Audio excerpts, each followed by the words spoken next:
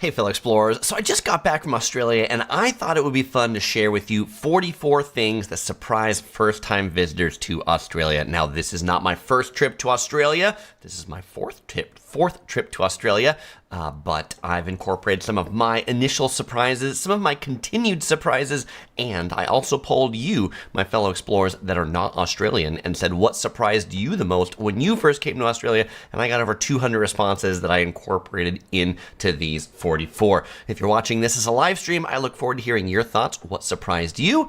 Assuming you're not Australian. If you're Australian, just listen and watch as to what people think about the great country down under. And if you're watching the archive, I look forward to hearing what surprised you as well. All right, so the first thing that surprises visitors to Australia is just the vastness of the country.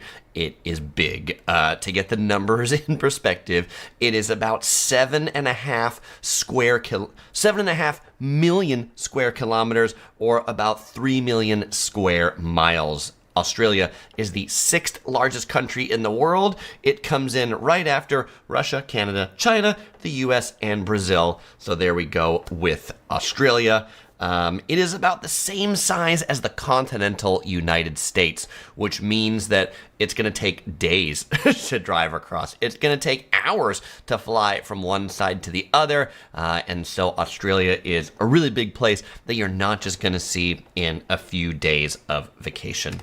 Now, the second thing that often surprises visitors to Australia is how built up the cities are, but then how quickly it turns into nothing. So it's a big country, but there's a lot of nothing in the country. There's a lot of desert, there's a lot of countryside, and if you're driving between the cities, this is what you're going to be seeing for most of your drive. Kathy gives a great perspective as to how big it is. It is 5 hours to fly from Sydney to Perth, from one coast to the other. That is a long flight. That's about what it's like to fly from Los Angeles to New York City, so pretty similar. And Justin in the live stream says, as an Australian, things still surprise me about Australia. Well, I'd be interested to hear what surprises you as an Australian too. But I will tell you, when I first came to Australia, definitely I had a perspective of what I would see through movies and things like that, a lot more desert. But when you go to the cities, they are quite built up and futuristic.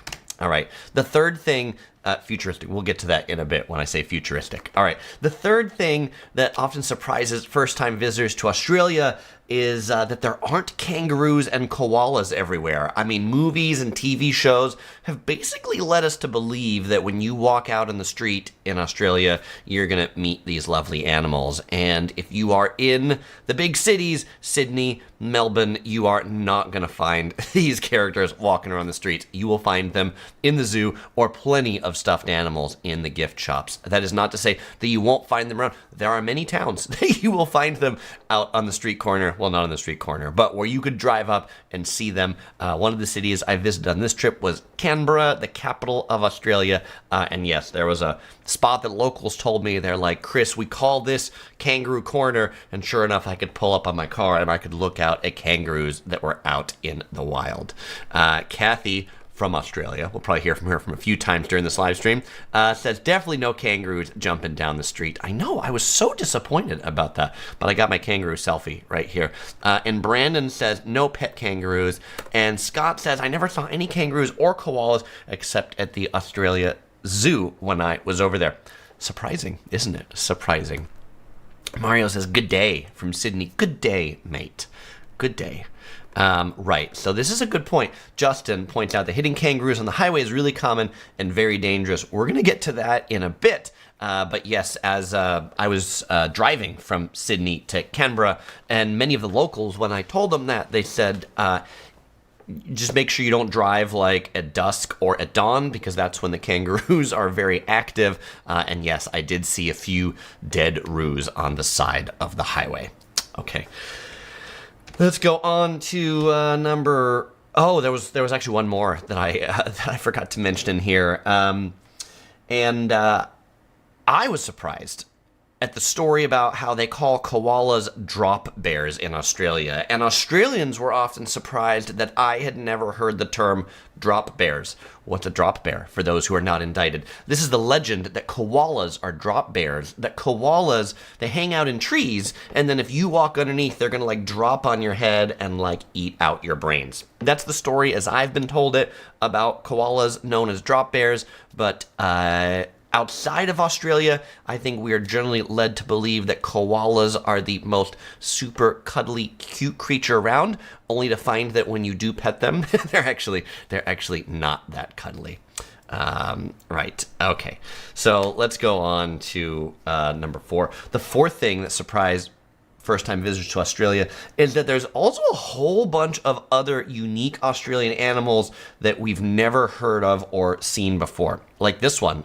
These birds really love to hang out around Sydney's Circular Quay neighborhood, and if you are outside eating McDonald's, you're eating your french fries, these birds are going to be right there with their really long beak. Like, give me french fries. But yes, I learned about koalas and kangaroos and wallabies and even capybaras in school, but I definitely did not learn about all the other unique Australian animals over there. Scott says, I saw those birds all over the place. Yeah, and I feel like it's one of these where someone who's, I've grown up 30 years of my life before I went to Australia for the first time, and I'm like, wow, that is an animal I've never seen. Ivy says bin chickens. Is that what you call these, Ivy? Are these the bin chickens? Justin also says bin chicken. All right, very good. Kathy asked if I saw any dead wombats. I did not see any dead wombats. And Derek asked if I saw any live kangaroos in public. Only in Canberra. And it wasn't far from the city center, so I don't know whether you'd call it public, but it definitely was sort of like a hiking trail or nature area. But the kangaroos were maybe, I don't know, like 100 feet from the road.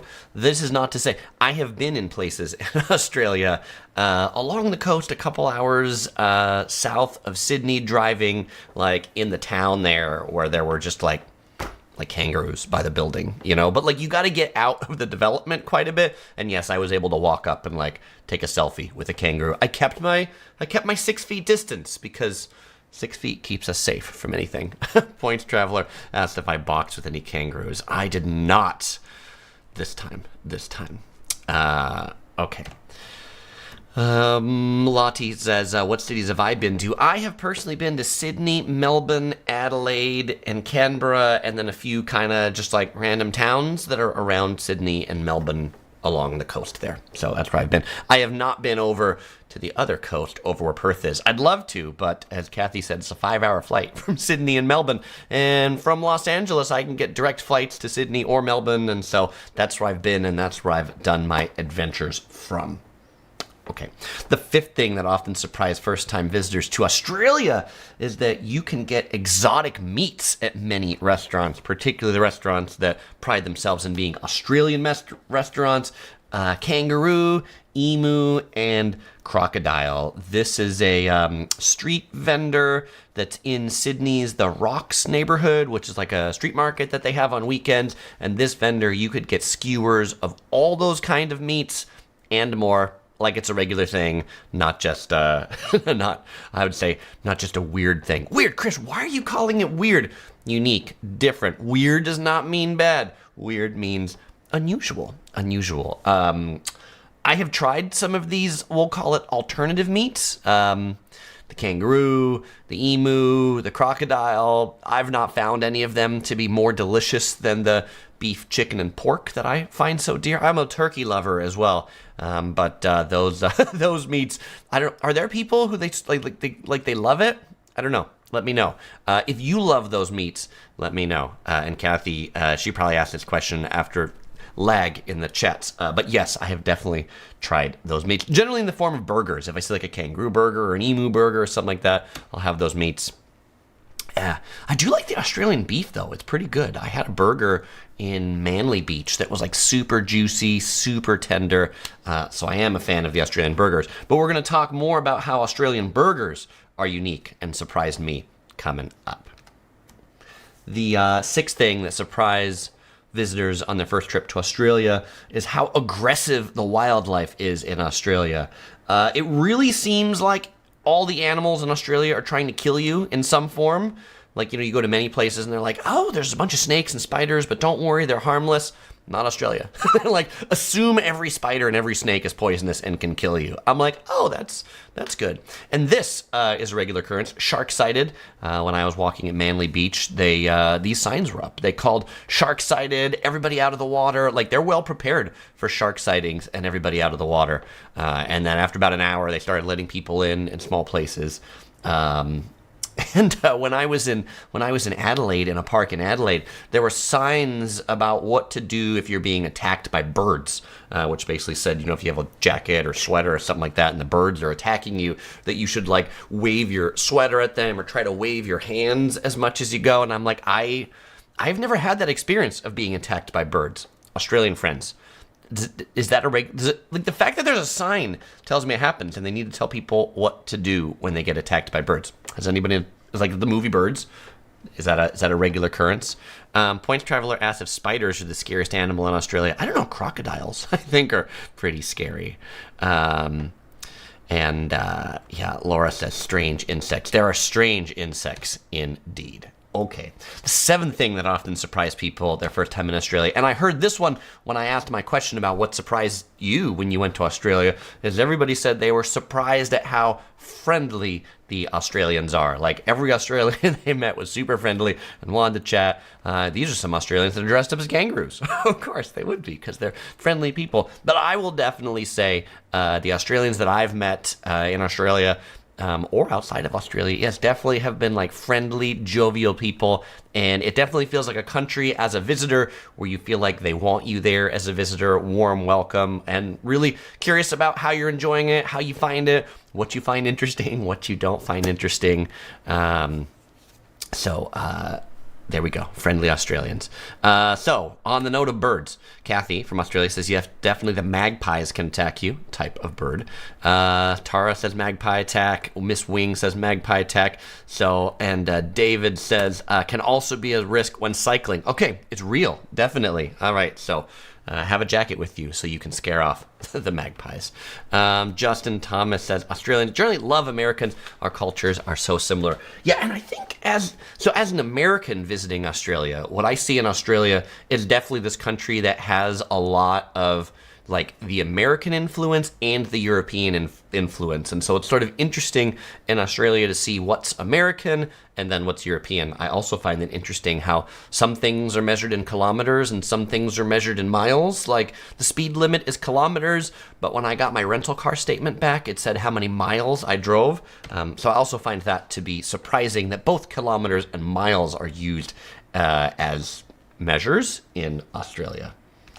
The eighth thing that surprised visitors on their first trip to Australia, and I heard this one a lot in the comments or feedback, was how Asian the big cities in Australia are. And coming into Sydney Airport, these are the billboards that I was greeted at when I was coming in, which might be a reflection more of the visitors than of the residents. And so this is also a interesting lens to see Australia through, where visitors might say, wow, this place is so Asian.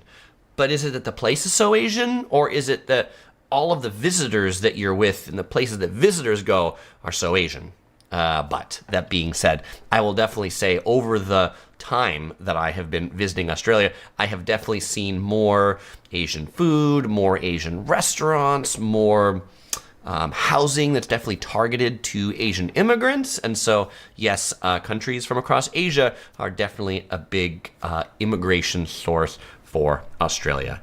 And so Ivy, but I think it's particularly big cities. So Sydney and Melbourne is where they're headed to. Ivy says that point exactly. We have a lot of Asian tourists, not so much the place.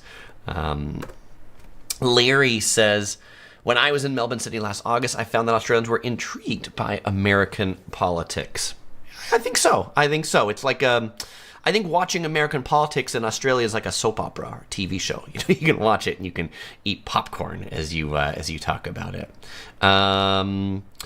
David agrees about Melbourne, that it's very Euro-influenced, also with a heavy Asian influence. I did feel that way when I first went to Melbourne, which, by the way, I've heard is now the biggest city in Australia. That it used to be Sydney, but Melbourne just surpassed it. The architecture in the central business district, the street trams and things like that. I was like, this feels like a city lifted, out of Central Europe or something like that. But yes, there's also like great Chinatown, a lot of boba tea shops, places where you can get your popcorn chicken. David says, in Melbourne, if you're looking for good Asian food, look to the suburbs.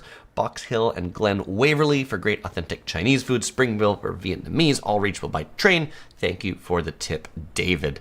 Kathy says she loves to see me pronounce Melbourne properly. It's been ingrained in my head now. The first time I did my video with Travel Man Ben, who hosted me, I called it Melbourne. Melbourne, because we have a city in Florida that's written the same way, and so we call it Melbourne. But I've gotten a bit more of that Australian method of speech for some of these words. Soham says, I saw a lot of Southeast Asian restaurants in Sydney. The nasi goreng was delicious. Absolutely. In one of the types of foods I like, and if you watch my Australia videos, you'll know that I eat a lot of Malaysian food while I'm in Australia, because there are a lot of Malaysian restaurants. Like, Malaysian restaurants are really common in Australia, and they're really uncommon in the USA. I really enjoy laksa, which is popular in Malaysia and Singapore, and it's impossible in Southern California to find a good laksa. Therefore, I would argue if it's impossible to find in Southern California, it's impossible to find in most of the USA. Hawaii being an exception because it's closer to Asia. But in the continental USA, impossible to find good laksa, and there are tons of restaurants in Sydney that just specialize in laksa.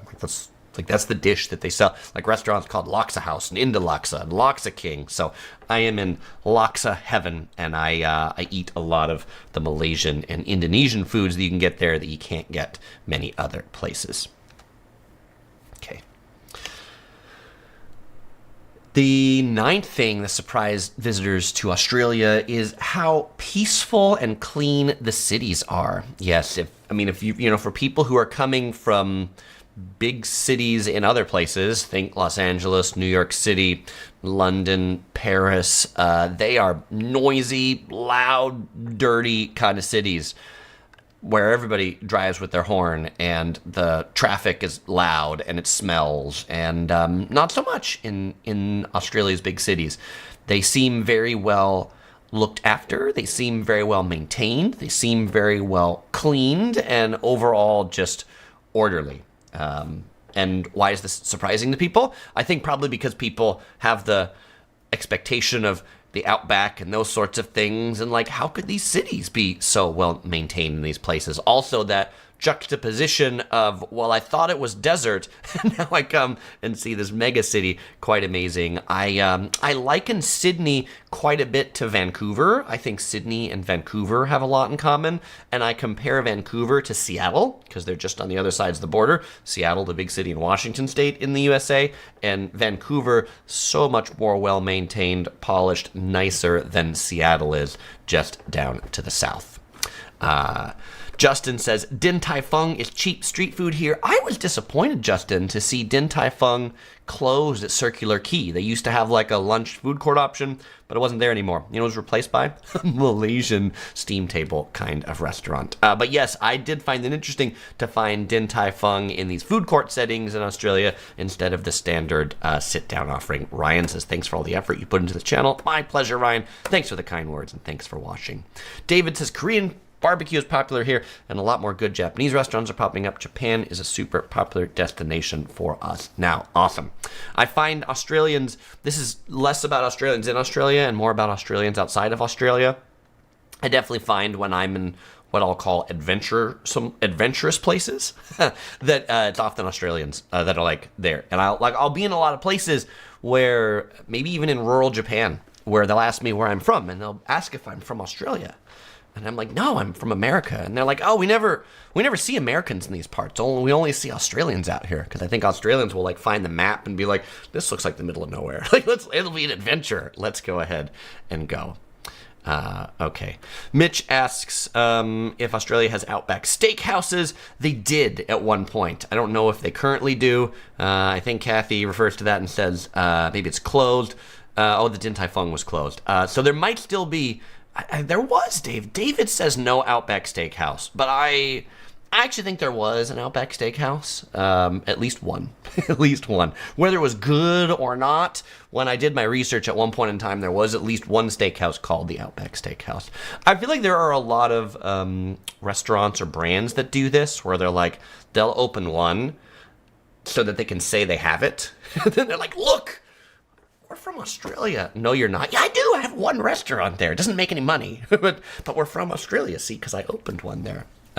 Okay, and I'm not saying that that's what Outback Steakhouse did, but there are definitely businesses around the world that do that. Okay, the 10th thing that surprised visitors to Australia is how early the stores close, particularly on weekends. I definitely was surprised by this, and I heard this one over and over and over again in the comments responding to my question, where people are like, Chris, like, everything closes so early, particularly in the central business districts of the big cities. They're dead after 5 or 6 p.m., particularly in, like, the countryside. Things there are dead, like Sunday afternoon. Like, boy, in Adelaide, I was there on a Sunday, and, like, nothing was open after 1 o'clock, unless it was a restaurant. But, like, the shops were all closed. The supermarkets were closed at 1 o'clock. Like, supermarkets close at 1 o'clock.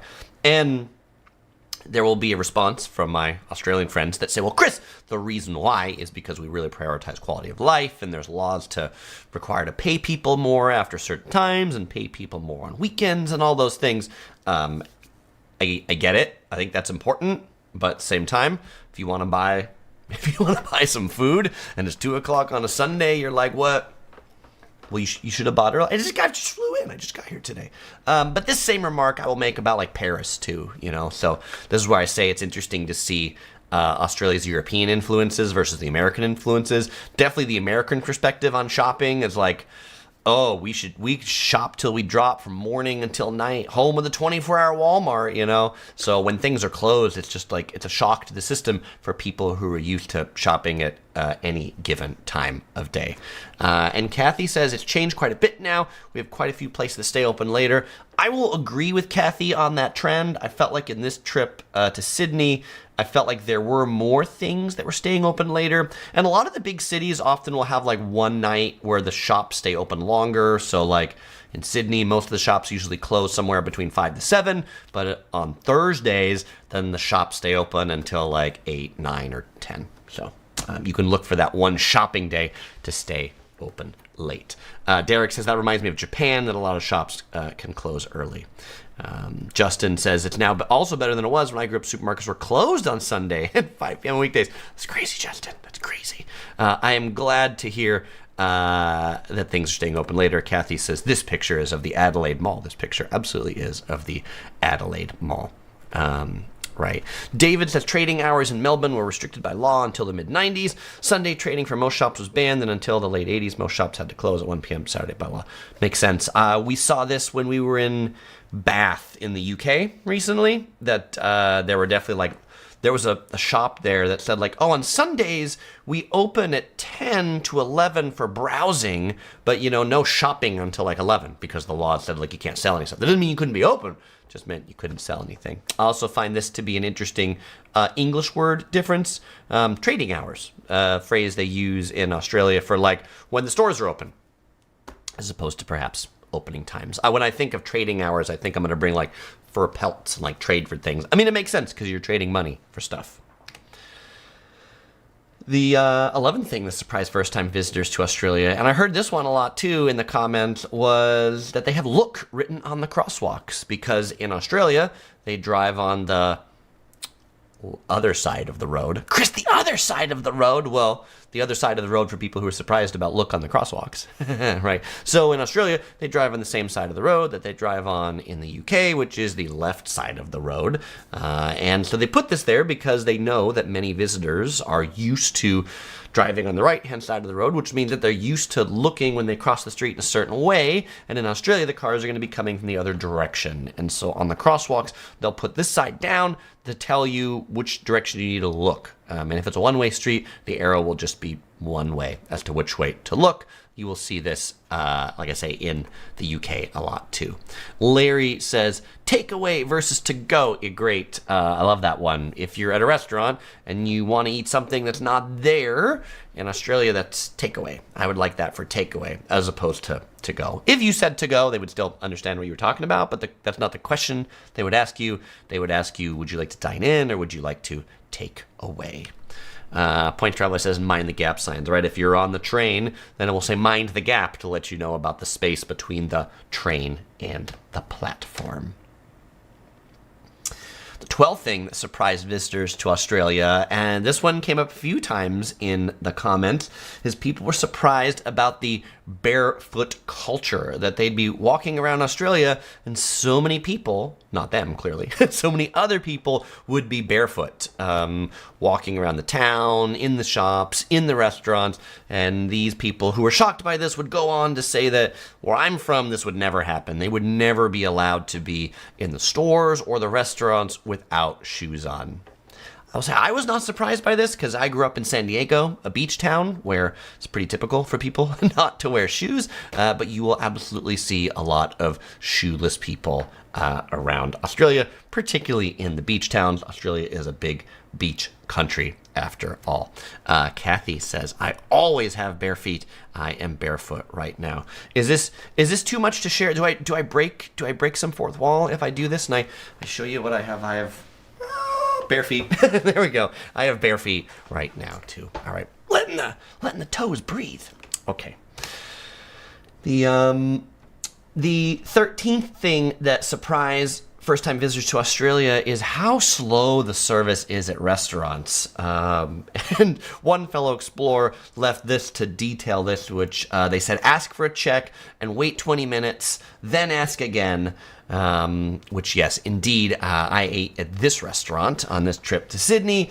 And from the time we sat down at this restaurant, it probably took 30 minutes for them to come by and take our order. I mean, but I guess this is like, they're like in no rush. They're sort of like, you've reserved the table.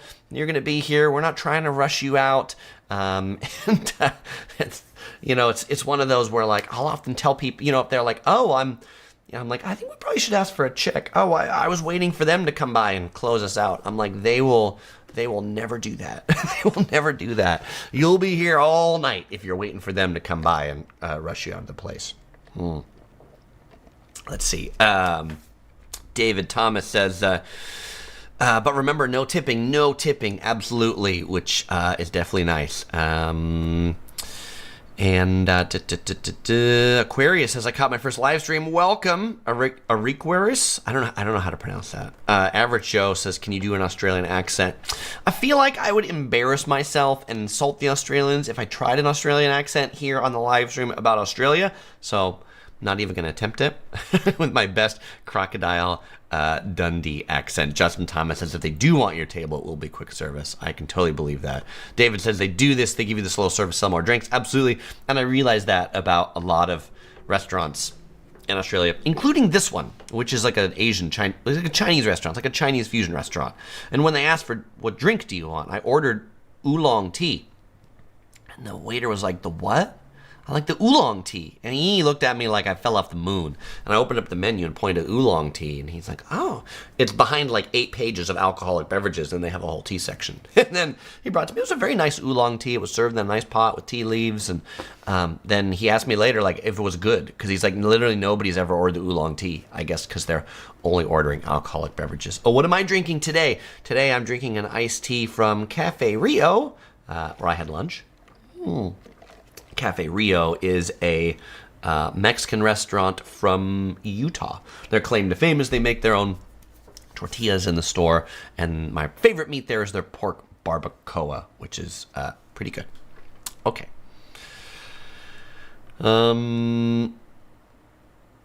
Alex, who has been supporting the channel for 20 months as a fellow explorer, says, I've always wanted to visit Australia. Now that Alaska owns Hawaiian Airlines, having more miles than I know what to do with, maybe it's time to head over. Maybe it is time to head over, Alex. Laura asks if you can eat on the long-distance trains. That's in Japan. I don't think there are many long-distance trains in Australia, Laura.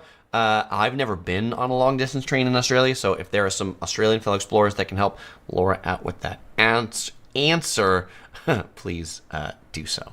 Okay. Oh, this is right. Kathy says this. Yeah. So a lot of restaurants, this is how they do the payment. Not this restaurant. Many restaurants, when you're finished with your dinner, you can generally just go up to like the bar or the counter at the front where they would greet you, and you can just go there and say like, "Hey, I'd like to pay," and they'll be like, "Okay, cool, I'd like to pay." Right. The 14th thing that surprises first-time visitors to Australia is the extra restaurant charge on weekends and holidays. So this will be a pretty typical sign that you'll see in Australia that'll say, "Dear customers, please be informed that there's an extra charge of 10% on weekends or 15% on a public holiday, and that is to pay the staff extra due to the laws that require them to be paid more at those times." So if you see this, don't be surprised by it. You will even see this in fancy hotels. Like I stayed at the W Hotel in Sydney, and at the hotel bar, they charged you more if you wanted to get something from the hotel bar on a Saturday, Sunday, or holiday. Which, like, that would be like unfathomable in the US to for the hotel restaurant to charge you more on weekends, but don't be surprised. Now you won't be surprised by it when you go to Australia. Speaking of travel man Ben from Melbourne, here he is right here. Why did I put him here? Because the 15th thing that surprised people going to Australia is how most locals pay with plastic. On this trip, I was there for 5-6 days, something like that. I did not use cash at all. I'm not a local. Ben's a local. I'll just put a picture of a local here. But yeah, absolutely. Like Australia, maybe more than most places, has really turned to digital currency. And so most people absolutely are paying with some form of digital currency. You don't need to use your money anymore. David says ordering and paying by QR codes is also widespread here now. One of my favorite Malaysian restaurants, Mamak, that has locations in both Sydney and Melbourne. Yeah, they have QR codes at the table that you order and pay from. Dining with there because you got to get all those credit card points. It doesn't bother me at all. Like, I actually appreciate it because I'd prefer not to get money out of the ATM and deal with coins and this and that. If the exchange rate is better paying with credit cards, I get my Ultimate Rewards points. It is all good. Kathy says, I never have cash on me. Thank you for that data point, Kathy. Scott says, I've never used cash at all in Australia either. Use a credit card for everything. Yeah, even public transportation. You can tap in, tap out on public transit. Really quite nice. This is interesting. Justin says some banks are moving cash from branches. People are not happy. What do you do if you're a bank and you don't actually have money? That's weird. I guess you do loans and things like that. Alex says, why pay cash when you can get miles and points? Well, that's why I pay with cards. But I'll tell you why. Maybe in a moment you might want to pay cash. Miss Wing 000 has just joined to support the channel as an explorer. Thank you very much, Miss Wing, for supporting quality content here at Yellow Productions. Indeed, Alex welcomes Miss Wing. Everybody, fellow explorers, help me in welcoming Miss Wings. All right, the 16th thing that surprises people going to Australia is that at restaurants they will not split. They will not split your payment. Even at fancy restaurants like that Lunaloo restaurant over there, it's not cheap. But when asked to split a check between people dining, sorry, we can't split the check. Only one person can. If you're paying with credit card, only one person can pay by credit card. So if you do want to pool things, then you either need to pool cash or somebody needs to pay, and then you need to figure out how you pay them back via Venmo or PayPal or something like that. The other thing that's fairly common is that credit cards have a surcharge. So not just like a foreign currency fee, but almost every place that takes credit cards or debit cards now says what their surcharge is, somewhere between 1%, 2%, 1.1%. Here's my complaint, Australians. Hidden fee. Hidden fee. People complain about the USA and our hidden fees. I complain about the USA and our hidden fees. I don't really love this trend of and so now it's everything is an extra 1 or 2% more because everybody's paying with card. I would just like to see that rolled back into the prices. Justin says it depends. A lot of them will allow split payments. I found none at the place I ate. Maybe you go to different places than I do. So pretty much every place I go to would have that sign or tell me no, but I will ask. All right. Brandon said they refuse to do it. They refuse to do it because they say it costs them more to split the check. There we go. So I'm sure they have the ability to do it. And this like contrasts in the USA where like split bills at restaurants are really common. And so most restaurants will they'll be like, okay, do you want to split it evenly? Like if you have 4 people, do you want to split it in 4s? Or they'll be like, or do you, Chris, what do you want to pay for? And then you can tell them like, I want to pay for this, this, this, and this. And they'll ring you up and then you pay for that. The 17th thing that surprises fellow explorers is Vegemite. And one fellow explorer said their daughter was really surprised that this Vegemite that they saw this package of at the hotel breakfast buffet was not chocolate spread. That their daughter was very surprised to find out it tasted quite different from chocolate spread. When you open this up, it absolutely looks like a case of Nutella or something like that. When you eat it, it does not taste like Nutella. Most visitors are surprised by the taste of Vegemite, saying that they're surprised how not tasty it is. It's an acquired taste. Australians love it. I have yet to acquire this taste, but if you want to be truly Australian on your breakfast buffet, try a little bit of Vegemite, the Australian treat.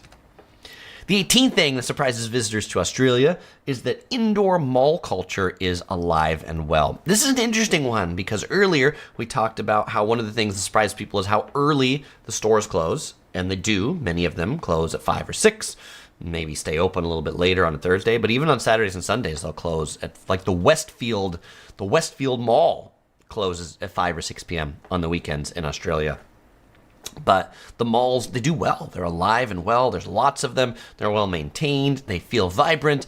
And so there's an interesting contrast. I told you in the USA, the stores are open long hours, but the malls are going out of business. All right. But if you like malls, you will absolutely be at home in Australia. 19th thing that surprised a couple of fellow explorers in particular, as they are surprised at how expensive it is to fly to Australia. I'm going to assume this, well, and at least one of these explorers provide their data point that they're from Chicago. I don't know where they all were from. But yes, I think that Australia has just a limited amount of flights that go there. And it is kind of like from the USA, like the other end of the world, long flight, 15 hours to get there. And so they're expensive. But if you put it in contrast, from Los Angeles to Taipei, it's almost a similar flight time. So Los Angeles to Singapore, it's almost similar flight time. But the flights to like Taipei and Singapore will often be half the price of what the flights to Australia are. So there we go.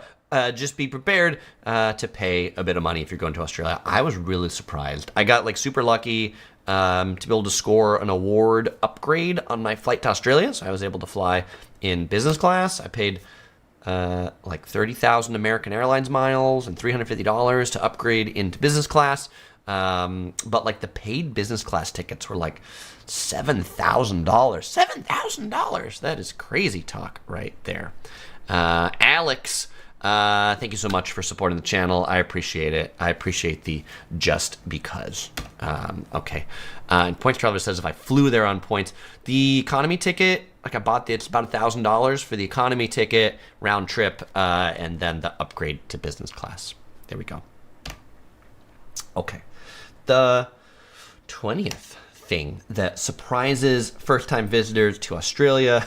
I heard this one a few times in the chat, and I'm going to phrase this exactly how somebody left it. They're really surprised how places wrap canned tuna into rice and seaweed and call it sushi. So I would call it like Australian style sushi or something like that, but there are tons of sushi restaurants that have these rolls and sell sushi by the roll or by the piece. It was interesting to see so many of these places. I, as a connoisseur of sushi, profiled these as not tasty, so I didn't eat any of them. I generally don't like pre-made sushi that's been pre-made and sitting around for so long. As a sushi snob, I generally like sushi to be freshly made. The rice and the fish all has to be the right temperature. But you will see a lot of these sushi places, sushi takeaway, as they call it. The 21st thing that often surprised first-time visitors to Australia is we earlier talked about how friendly the people are, how relaxed the people are. And this is also compared to big cities around the world, compared to big cities in New York, London, Paris. Australians just absolutely seem less stressed out about life, the day, those sorts of things. Maybe it's a big beach country. People are like surf's up, we're going to the beach. Chill out and relax. Or maybe because the stores close early, so they don't have a long work day ahead of them. Let's see. Gary adds about Vegemite. Says Australia, you can put Vegemite on your fries at McDonald's in Australia. I've never tried Vegemite on fries, but thank you for that suggestion. Maybe I'll consider that in a future one. Okay. The 22nd thing that surprised first-time visitors to Australia is how extensive the public ferry network is in Sydney. Okay, this is one about a specific city because Sydney has this really big harbor, and yes, they have an amazing, extensive ferry network. You can take ferries to get around to the beaches, the zoos, and things like that, and absolutely super great way to get around. Not smelly, old, ugly, run down like a lot of ferries are, but really a convenient way, particularly if you're going from the Central Business District to one of Sydney's most popular beaches, Manly Beach. There's a 30-minute fast ferry from the Central Business District. So if you go to Sydney, definitely make sure you ride the ferries to get around. The 23rd thing that surprised first-time visitors to Australia is how tall the general population is. And I guess Australians are tall. I've heard so are the kangaroos, though. I've heard some kangaroos can be 7 feet tall. I guess I'm a fairly tall person at 6 feet tall, so I did not find people to be absurdly taller than me. But certainly if you're coming from an Asian country, Japan, Indonesia, those sorts of places, Australians will seem quite tall. And I think the Asians, as they move to Australia and they eat the food in Australia, they get quite tall too. Okay. The 24th thing that surprised people going to Australia is the driving. That there are, so many roundabouts. Not really a big fan of the four-way stop in Australia. It's definitely the roundabout, the traffic circle, which are two different things. The roundabout and the traffic circle are two different things. And slow speed limits. I do feel like the driving in Australia really quite slow. You'll find speed cameras to be everywhere, and not just speed cameras. Speed cameras, red light cameras, cell phone detection cameras that'll detect if you're on your phone, average speed cameras that will profile not just your speed in an instant, but from here to here. Did you get here too quickly? So you must have been speeding. And I even saw signs for seatbelt detection cameras. Interesting. Has anybody ever gotten a seatbelt ticket from a seatbelt detection camera in Australia? Maybe you don't want to admit that you did. I don't blame you. But definitely people often refer to Australia as a nanny state, and definitely those cameras are being nannies to the cars. But I will definitely say speed limits are also... David said speed limits are heavily enforced here. Because of that and because of the cameras, people seem to generally drive the speed limit, unlike in California where you'll man, that person's screaming down the road. I found that the driving in Australia was much more sane and polite than in a lot of places where traffic violations or infractions are not enforced.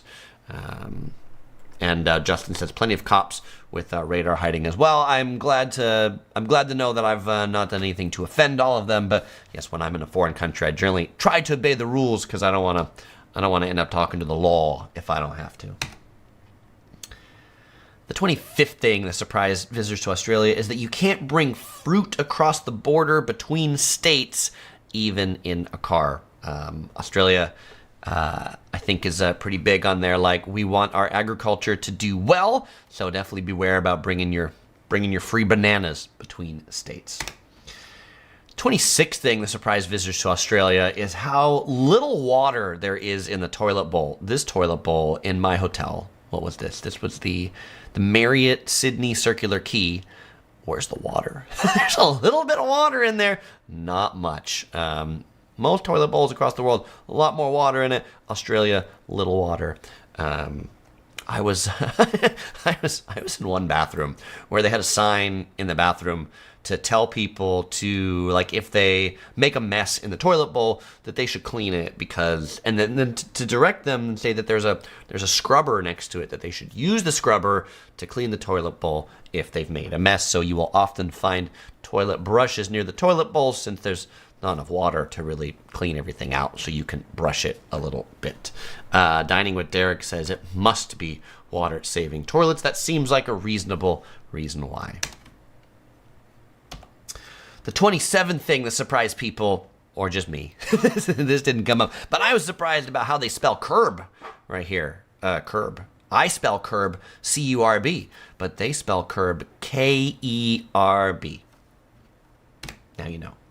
The 28th thing that surprised people, particularly me, who likes iced tea, is that iced tea in Australia generally always comes flavored and some amount of sweetened. In particular, the flavors tend to be lemon and peach. Now, this all being said, is there are tons of boba tea shops, is the great news. We talked about the Asian culture. And so if you want an unsweetened iced tea, the boba tea shop is where you're going to be getting that. I spend a lot of time, pretty much every day, getting a boba tea or something like that. Not with boba, because I generally don't drink my boba teas with boba, but a lot of high-quality Asian iced teas. The 29th thing that surprised first-time visitors to Australia is that old and long-defunct American chains live on, at least in name, in Australia. You will find Woolworths, you will find Kmart, you will find Target. Target's not long defunct, but you'll find a lot of, and even the American chains that you see there, no relation to the American chain. So Woolworth, not related to the American chain. Greyhound Bus is not related to the American chain. Target, and like at one point they were, but at some point they've just split off to do their own thing. So there's a little bit of nostalgia. 30th thing that surprised people is the Australian love for pancakes. We love pancakes in America. I was really surprised by pancakes being sold in the grocery store. This was in, what supermarket is this? I don't know. I can't read it on there. One of these supermarkets. Maybe Kohl's. But like over in the bakery section, there were pancakes wrapped in saran wrap.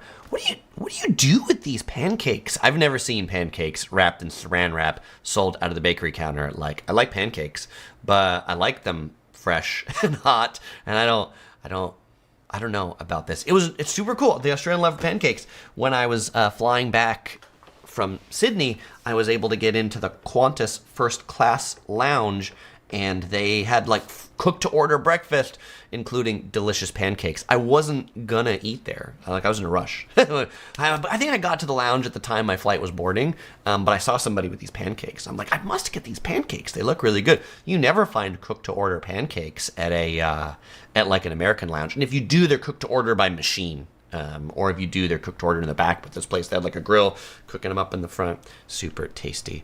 Ralph says, do they microwave those pancakes? I don't know. I don't know how you eat a pancake like that that's wrapped in plastic. So Australians, if you get these, let me know. Jet and Compass gives us an answer. We make a big batch and stick them in the toaster the next day. All right, interesting. I've never done that with a pancake. I've only ever made them fresh, which is every day. Pancakes, eggs, bacon, every day. That's my breakfast every day. The 31st thing that surprised first-time visitors to Australia is penguins. Yes, you might think of penguins as only being in Antarctica, but there are species of penguins that are native to Australia.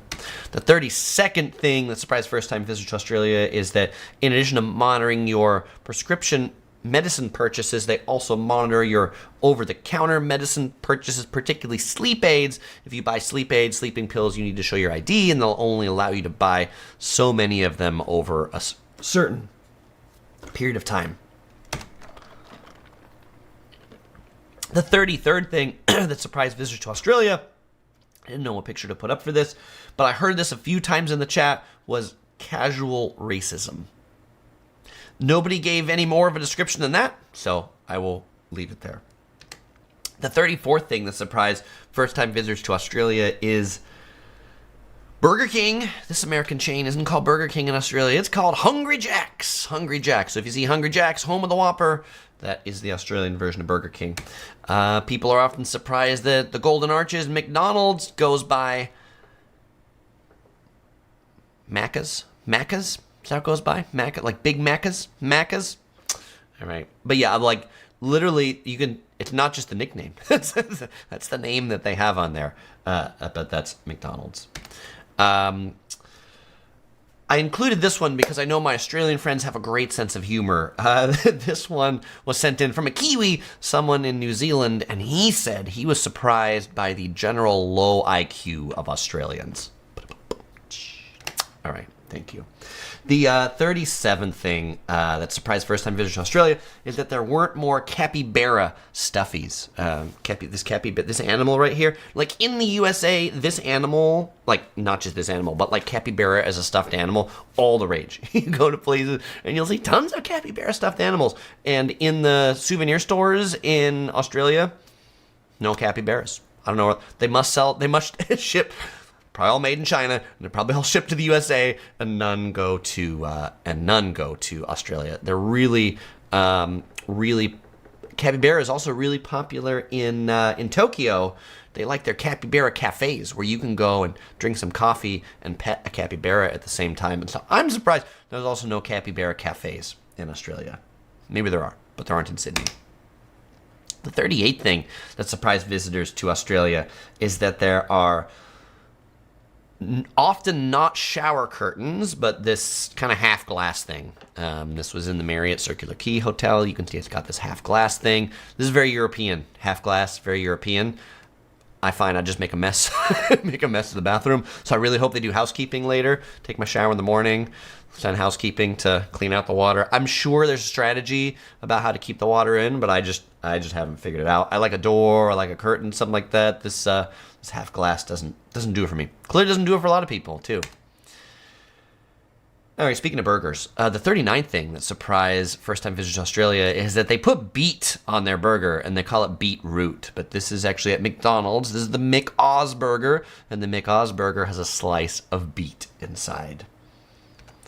The 40th thing that surprised visitors to Australia is in the men's restrooms, a particular lack of privacy dividers around the urinals.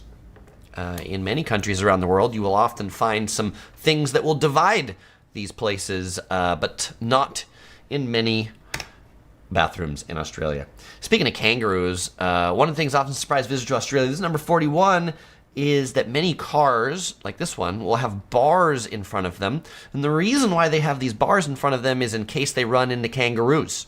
If they run into kangaroos, the car will be a lot less damaged if the kangaroo hits the bar, and then they can just replace the bar instead of having to replace the whole hood. So if you see bars on a lot of cars or trucks, those are the safety prevention measure from running into kangaroos. The 42nd thing that surprised visitors to Australia is the really long highway tunnels, particularly the M8 in Sydney. This goes from Sydney's airport to the Central Business District. A really long tunnel, one of like the longest highway tunnels in any city that I've been to, and really quite an impressive feat of highway engineering. The 43rd thing that surprised visitors to Australia is Australians like to say yes and no at the same time. This is a picture inside the W Sydney, and the license plate says like yeah, nah, yeah, no, yeah, no, yeah, no, yes, no, yes, no. But if you listen to Australian English, and if you're Australian and you listen and you think about it for a while, you will notice that Australians will say yes and no often in the same phrase. But like, yeah, no. Do you want that? Yeah, no. No, yeah, no. That's usually in that form, yeah, no. All right. Kathy says she does not look like beetroot on her hamburger. And Justin says for the Kiwi comment, we should put a 25% tariff on New Zealand for that comment. Indeed, tariffs for the win. All right, and the last thing that surprised visitors to Australia, number 44, is that most Australians don't actually sound like this guy, Crocodile Dundee. Surprising. This is definitely the caricature of an Australian accent. We're like, you got a knife? That's not a knife. This is a knife. And I didn't see anybody carrying knives out in the open in Australia. Now, I've been told that if I were to go down to Hobart, Tasmania, things like that, that I would hear and see more people like Crocodile Dundee. But in my travels, I have yet to find one. All right, fellow explorers, let's do a few minutes of Q&A. Fellow explorers, it is now Q&A time. If you've got a question, I've got an answer. All right, fellow explorers, did something surprise you that I missed? or do you have a question about traveling to Australia? Let me know. As we launch into this, I do want to thank my great fellow explorer, Zach from Malaysia, who you'll see join me in some Kuala Lumpur videos. Still working on editing those, but he just sent me this cool Malaysia football jersey right here. So thank you very much, Zach. And we are going to be giving away a Yellow Production shirt in just a moment. We're going to be giving away this one, the new I Love Breakfast Buffets Yellow Production shirt with yours truly on it, because I love breakfast buffets. All right, Codge full of love says, I love the Australian travel info. I want to go so bad. TV freebie says, just came back from DC. Your videos are very helpful. Thank you so much. Let's see.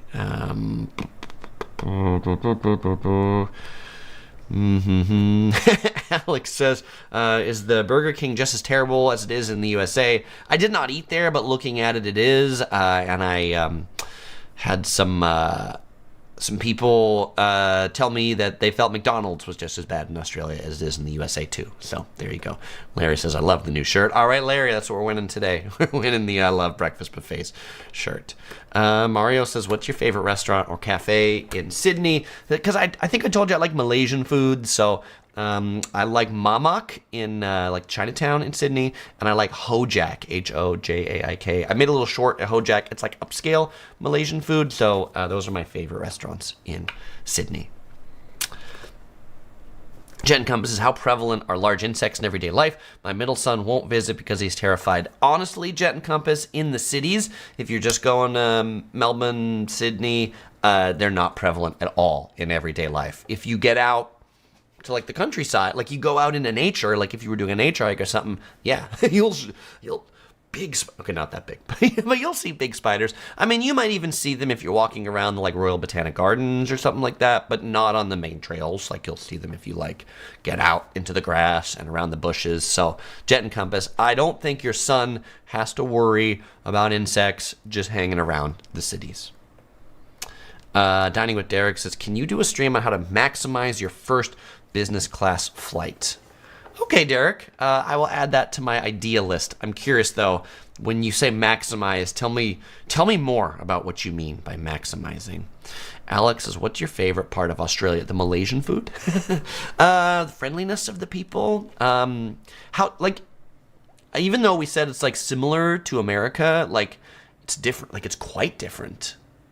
Like all these animals I've never seen before, you know? So it's not like sometimes just visiting, like, you know, people say Canada is like the, you know, the 51st state of the USA, right? You know, there's like a lot of cultural things that are similar between the USA and Canada, a lot of cultural things that are similar between USA and Mexico. And I feel like even a lot more cultural things are similar between USA and Europe. And so I like to see all these things in Australia that were maybe just not part of my psyche before. Miss Diva Cat says, can I hug a koala? There are experiences where you can like pet a koala or something like that. TV Freebie says, what's your experience on Lufthansa, German airline? I like Lufthansa as an airline. They're not luxurious, but they're efficient, they're clean, they're on time. I appreciate that German efficiency, but some people might say they find Lufthansa to not be friendly. Culture says, given its proximity to Asia Pacific, do you think their culture is closer to America or Asia Pacific Islands? I would say their culture is closer to America than it is to the Asia or Pacific Islands in general. Okay. Yes, it's the time you've been waiting for. It's time for the giveaway. All right, fellow explorers, we're competing for this shirt right here, the the I Love Breakfast Buffet shirt, and I need to go back to my list and see what I want to ask you. Okay, so my question for you is going to be, what was a fellow explorer's daughter surprised wasn't chocolate spread? If you're the first person that can answer that question, this is what I was talking about, number 17, then you will win that Yellow Productions Crew shirt shipped to you anywhere in the world. If you don't win one and you want to buy one, it is on the Yellow Productions shop right now. You can head right over here to the Yellow Productions shop to pick one up. And if you're like, Chris, when is the next live stream? You can head over to the Yellow Productions update. You'll also find a link in the description below to sign up for my email list, where I'll let you know the topic and the time so you can join into the next one. All right, there are a lot of people that dropped the right answer into the chat. And now we have a winner chicken dinner. Winner chicken dinner. The first person on my screen, because it's only my screen that matters, because on your screen it might be in different order. The chats kind of mix up differently. I can only pick on mine because I can't see yours. The first person on my screen to say Vegemite is Larry. Congratulations, Larry. You win. You win the Yellow Productions I Love Breakfast Buffet shirt. Send me an email to chris@yellow-productions.com. Let me know your address, let me know your size, and I will get that shirt heading right over to you. Well, fellow explorers, it's always a pleasure hanging out with y'all. Thanks for joining me today to talk about Australia. As usual, I won't say goodbye because I'm going to see you in the next video.